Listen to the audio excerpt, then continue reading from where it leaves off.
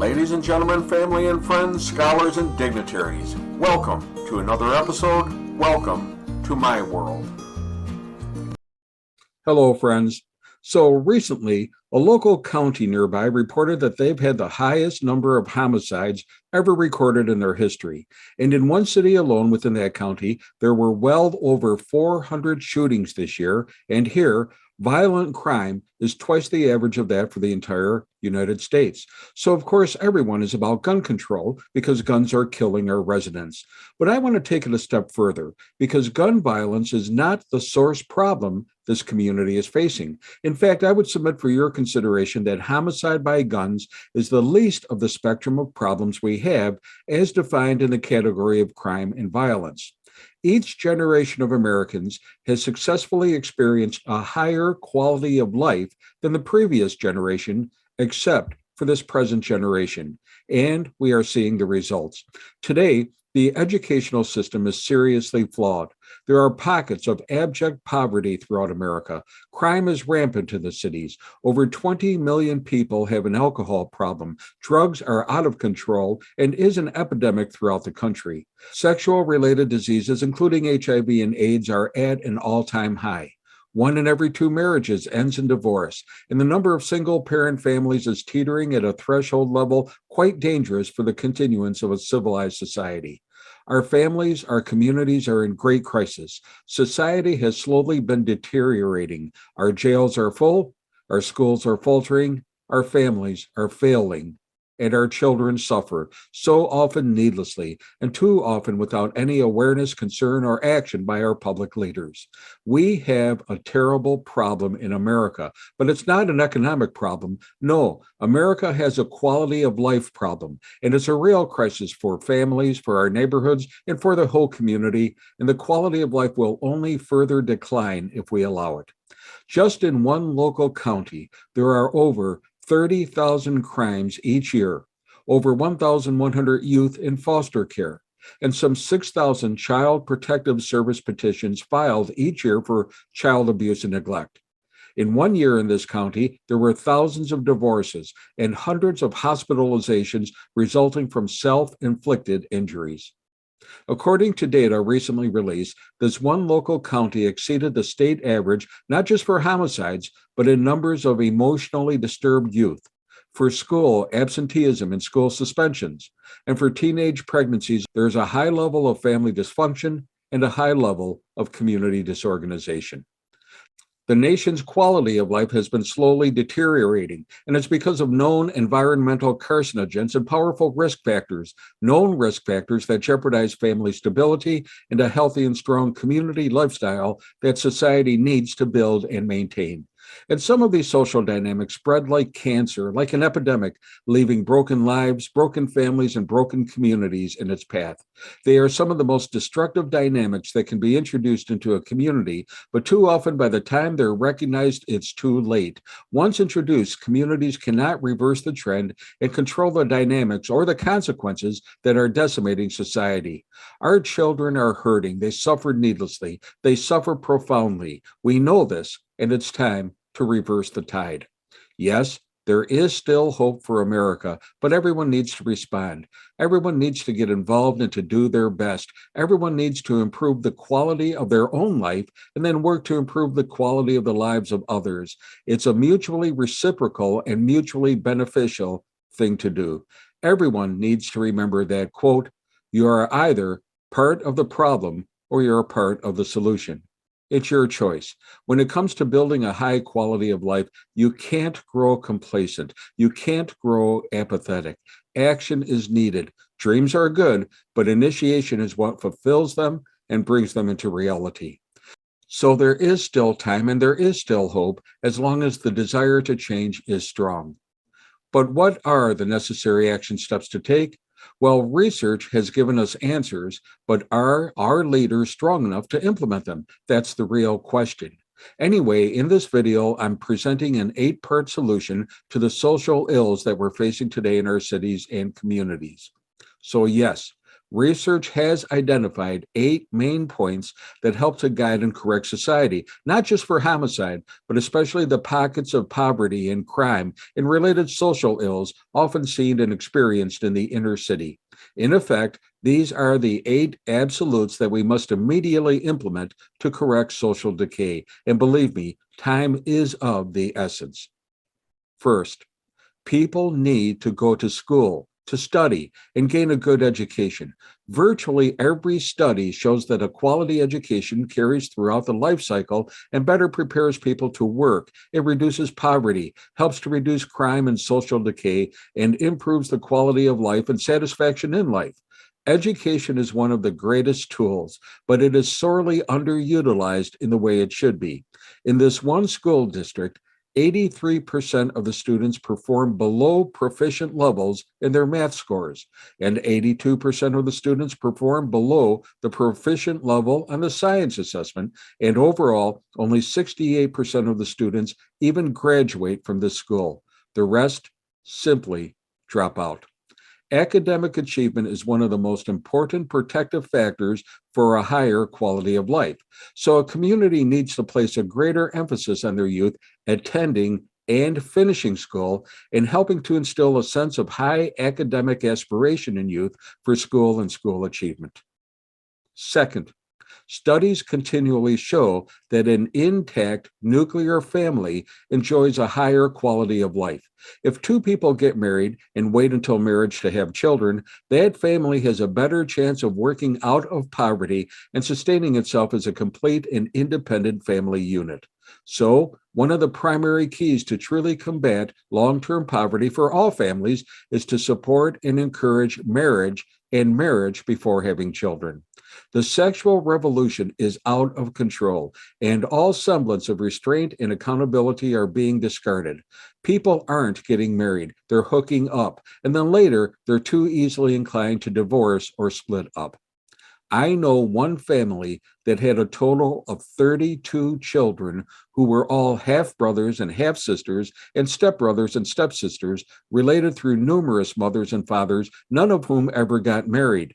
And the children were all raised in an inconsistent and chaotic household and often passed around from family member to family member or to social services for foster care. Again, for a higher quality of life, research shows that people should get married first and then have children. Third, work. Certainly, work is hard. In fact, finding a job is hard. But research shows that work helps bring needed resources to the family through the acquisition of money. In addition to money for support, work also brings us a sense of fulfillment, a sense of accomplishment, of real pride rather than false pride. And it builds character, tolerance, patience, organizational skills, and so on. To decrease poverty for yourself and your family, you need to find work, and any work will do as a start until you gain skills or find the ability to work yourself up the ladder in promotions or to find a better job. And the old timers knew this. They knew that no matter the job, at the factory, in the office, at home, or on the farm, or the salary, work is an essential factor to a higher quality of life.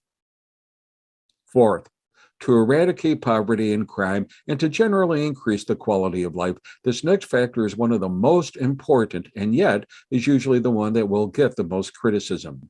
Joseph Califano, former Secretary of Health, Education, and Welfare, stated that the primary cause of morbidity and mortality in the United States and in many other countries is not cancer, heart disease, or even diabetes, but the one factor that surpasses even all 3 of those together is alcohol and drug abuse. Underlying large pockets of poverty, underlying a large percentage of divorce, underlying child abuse, domestic violence, mental illness, homelessness, depression and suicide, crime and violence, family dysfunction, and so many more problems is alcoholism and drug abuse. And we have a society that encourages use, abuse, and addiction instead of calling it for what it is and discouraging use. And that's happening even more now with legalized gambling and legalized drug use. Addiction is flourishing, and that's a recipe for social disaster. By the way, bars don't need to be open until 4 o'clock in the morning. For normalcy, for a normal family lifestyle, everyone should be home in their beds at a reasonable hour rather than in bars, which foster trouble, crime, and addiction.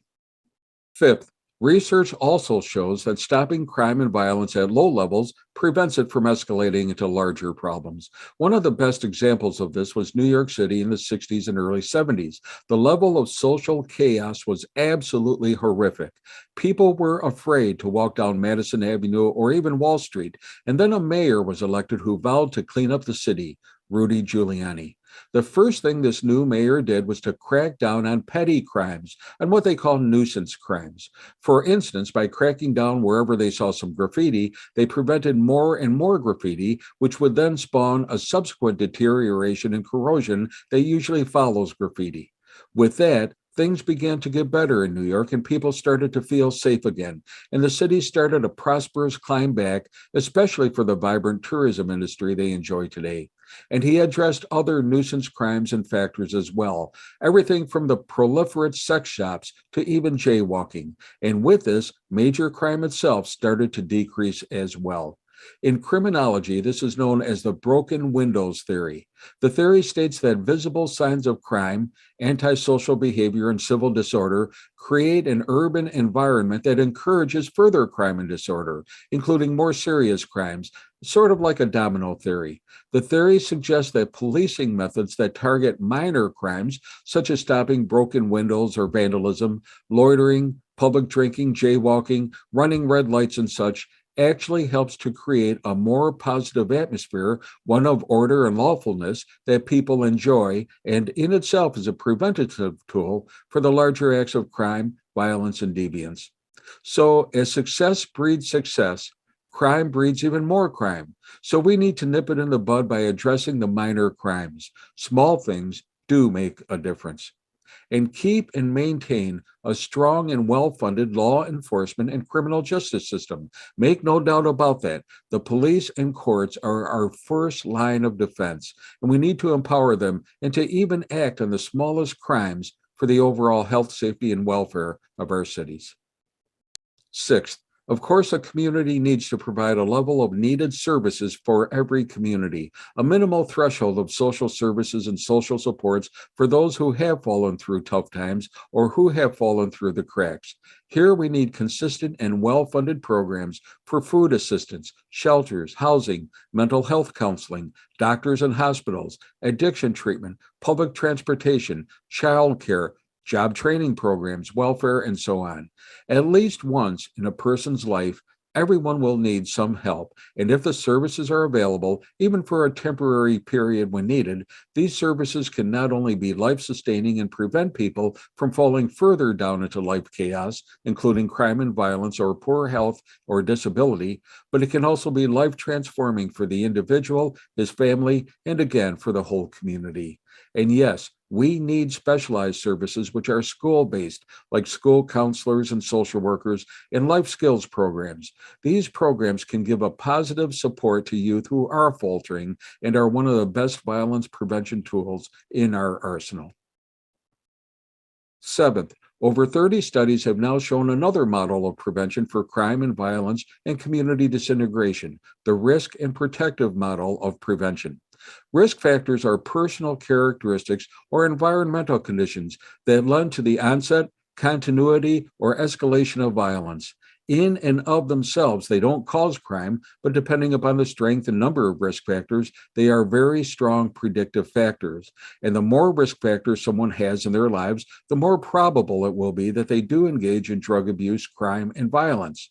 A protective factor is something that helps to strengthen a person and decrease the potential harmful effects of a risk factor. They tend to both predict a healthier and higher quality of life and also to buffer a person against those risks. So, for instance, studies show that good parenting is a protective factor, and that this is true to the extent that such parenting is consistent, warm, and loving, and provides safety and appropriate discipline, food, and shelter, and so on. On the other hand, these studies show that youth who have violent parents are far more likely themselves to have modeled their own behavior from their parents' behavior and to be violent themselves. Children who are abused or neglected, who are in low socioeconomic groups, children of single families, who live in neighborhoods with high levels of drugs, crime, and violence, and who suffer multiple risk factors can be up to 10 times as likely to be violent by age 18 as a 10-year-old exposed to only one risk factor. Some of the most influential risk factors that can have negative effects in our youth include early onset of antisocial behaviors, including physical violence, low-level crimes, verbal aggression, temper tantrums, having an undesirable temperament, sexual offenses, and generally being aggressively inclined. Again, substance abuse, especially early onset, either alcohol, tobacco, or drugs, is a major risk factor for later crime and violence. Having a low level of interest in schools, low school achievement, and of course, truancy and dropping out of school are high risk factors. Impulsiveness and high daring activities can be problematic. Having parents who neglect or maltreat their children physically, verbally, or sexually is a risk factor. Coming from a broken home or fatherless homes is a risk factor. And low parent involvement and low parental supervision or low parental warmth and encouragement is a risk factor, as well as family discord and fighting and high levels of chronic family stress. Meanwhile, protective factors for buffering a child against involvement in crime and violence can include a good parent-child relationship, with parents monitoring and supervising your children in a healthy, respectful way, having a warm and supportive relationship with the child, and also between mother and father as well. Having good friends who are responsible and respectful, school involvement in both academics and after-school programs, following rules both at home and at school, adopting traditional values and norms, including respect for authority, delayed gratification, hard work, planning for the future, following the rules, being well organized, having warm relationships with other adults in your family, and also having an intolerant attitude towards deviance and unconventional behavior are all protective factors that can help you stay safe and healthy and out of chaos and dysfunction. And eighth, finally, I want to say something about one element for a higher quality of life that people may acknowledge, but research rarely speaks about: religion. The practice of faith through religion shows across the board both a higher quality of life and a higher satisfaction in life for virtually everyone. Families are happier. Crime is lower. Individuals have more joy and hope and less depression. There's a lower incidence of mental illness, and there's even a greater sense of community and social support where there are churches and active participation within that church.